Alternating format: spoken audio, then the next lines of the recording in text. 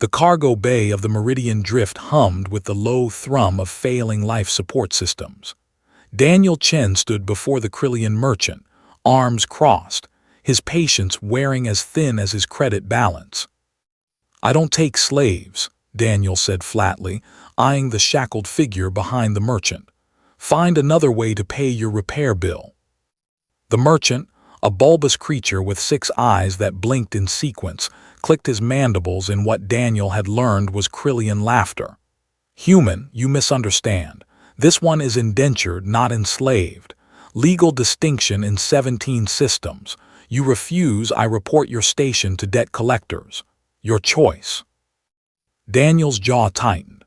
The repairs to the merchant's vessel had cost him 3 weeks of work and depleted his spare parts inventory.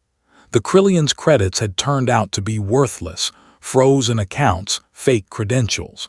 Now he was stuck on the edge of human space with nothing to show for it. He looked at the figure again. She was humanoid, roughly his height, with skin that shimmered between silver and pale blue depending on the angle of the light. Her eyes, large and luminous amber, met his with an expression he couldn't quite read. Resignation, or something else. "Fine," Daniel muttered, "but the contract transfers to me, and I'm finding a way to dissolve it legally. I'm not keeping anyone in bondage." The Krillian produced a datapad, appendages moving with surprising speed. "As you wish, human. She is called Melissa, xenolinguist, translator, cultural advisor. Useless skills for someone like you, but perhaps you sell her contract elsewhere, yes." Daniel signed the digital document with his thumbprint, and the shackles around Melissa's wrists deactivated with a soft chime. The Krillian departed without another word, his ship detaching from the station with a hiss of equalizing pressure. Melissa rubbed her wrists, studying Daniel with those unnerving eyes.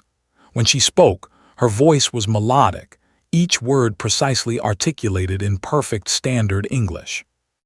"You're either very kind or very foolish, Daniel Chen. How do you know my name? I read the contract before you signed it. You should have done the same." A hint of amusement flickered across her features. "The Krillian listed me as defective merchandise. I apparently lack sufficient subservience." Daniel couldn't help but smirk. "Great. I got scammed into taking a defective slave. My luck holds steady."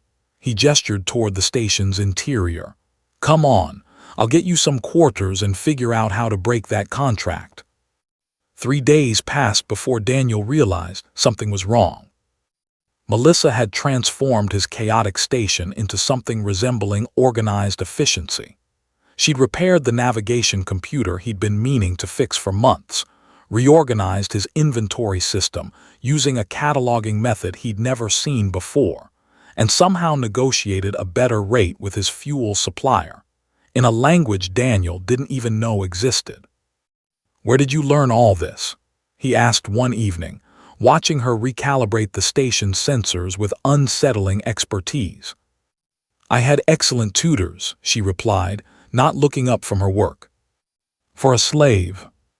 For a princess." Daniel nearly dropped his coffee bulb. "What?" Melissa finally turned to face him, and for the first time he saw something other than calm competence in her expression. Sadness, perhaps, anger carefully controlled. I was Melissa Torvana, 3rd daughter of the Celestial Court of Andrewville. My people control the largest rare earth mining operations in 6 sectors. When I was 19 cycles old, I was captured during a diplomatic mission. Pirates sold me to slavers. Slavers sold me to merchants. Eventually, I ended up here." Daniel's mind raced. The Andrewville Consortium was legendary. A civilization so wealthy they'd once purchased an entire moon just to use as a summer retreat. If she was telling the truth. "Why didn't you tell the Krillian? Why didn't you tell me immediately?" "Because the Krillian would have sold that information to the highest bidder, and I would have ended up in a worse situation. Hostage, political pawn, or worse." She returned to her work, fingers moving across the holographic interface. "As for you, I wanted to see what kind of human accepts an indentured servant out of debt desperation, then immediately seeks to free her. And you're genuine, rare quality in this galaxy. Daniel sat down heavily on a supply crate. So what now? Do you want me to contact your family, arrange transport? Melissa was quiet for a long moment. My family believed I died 3 years ago. There was a memorial service.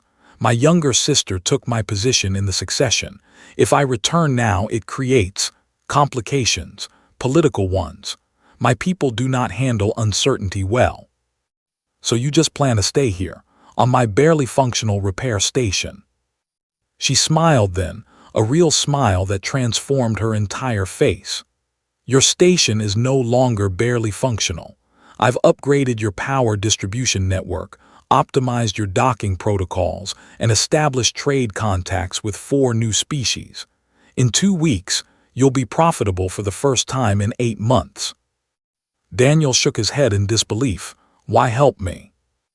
Because you try to help me. Because you saw a person where others saw property. She paused. And because I've spent 3 years being powerless, it feels good to be useful again, to choose my own purpose. 6 months later, the Meridian Drift had become one of the most sought-after repair stations in the sector. Daniel had expanded into 3 new bays, hired a small crew, and established enough financial security to sleep without nightmares about debt collectors. Melissa remained, though the indentured contract had been dissolved within the first month.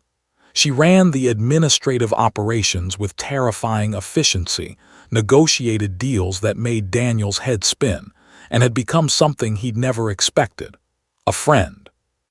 They were reviewing quarterly projections when the long-range comm system activated. Melissa's face went pale as her shimmering skin could manage.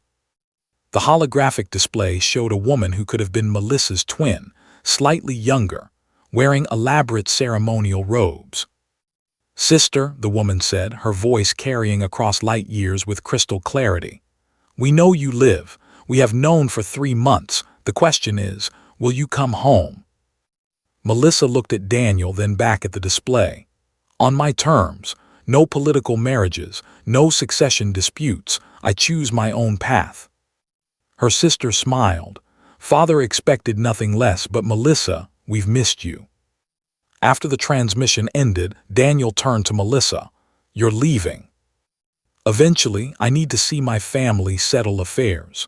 She met his eyes. "But I'll return. This station, your dream, I helped build it too. And unlike my royal quarters on Andrewville, here I'm not a princess. I'm just Melissa, and I quite like her." Daniel extended his hand. "Partners then, 50-50 on everything." She gripped his hand firmly, her skin cool and smooth. "Partners, though I should warn you, once my people discover I've invested in a human venture, you're going to have more business than you can handle." "Is that a threat or a promise?" "With me, Daniel Chen, it's usually both." As the stars wheeled beyond the viewports of the Meridian Drift, Daniel realized that sometimes the best payment for a debt wasn't currency at all. Sometimes it was the unexpected gift of friendship and the partnership that changed everything.